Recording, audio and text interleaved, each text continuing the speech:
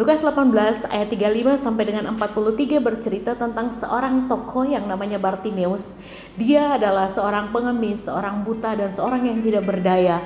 Bagaimana kisah daripada Bartimeus yang sehari-harinya duduk di tepi jalan meminta-minta, dan satu ketika Yesus masuk di kota Yeriko, ada satu pertemuan yang luar biasa yang membuat Bartimeus mengalami pemulihan, mengalami mujizat.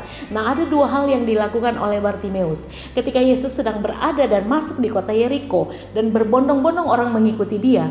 Lihat saudara, ada satu tindakan yang sangat menarik perhatian yang dilakukan oleh Bartimeus. Apa itu saudara? Dia berteriak, cry out. Dia berteriak sekeras-kerasnya sehingga teriakannya sanggup menghentikan langkah Tuhan Yesus. Saudaraku yang dikasihi Tuhan, mungkin ada kesamaan kita dengan apa yang dialami oleh Bartimeus. Yang pertama, kita dalam masa pandemi ini, kita dalam keadaan yang sama-sama tidak berdaya. Yang kedua, kesamaan yang kita miliki dengan Bartimeus adalah kita buta. Kita nggak tahu kapan berakhirnya masa pandemi seperti ini. Tetapi hal yang luar biasa yang dilakukan oleh Bartimeus, dia berteriak ke alamat yang tepat, dan teriakannya itu sanggup menghentikan langkah Tuhan Yesus. Dan yang kedua, saudaraku yang dikasihi Tuhan, apa yang dilakukan oleh Bartimeus sehingga dia mengalami pemulihan? Ada pertanyaan yang esensial yang ditanyakan oleh Tuhan ketika dia berhadapan dengan Bartimeus.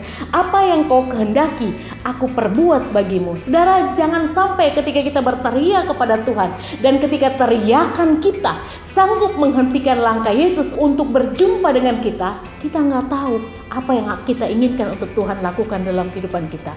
Luar biasa, Bartimeus tahu apa yang menjadi keinginan dari dasar hatinya.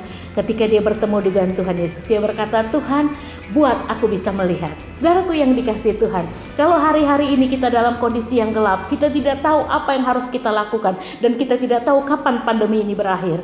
Mari teriakan kita ke alamat yang tepat, yaitu berteriak kepada Tuhan Yesus, pemilik alam semesta. Dan yang kedua, ketika langkah dan teriakan kita sanggup menghentikan langkah Yesus, kita tahu apa yang akan kita minta kepada Tuhan.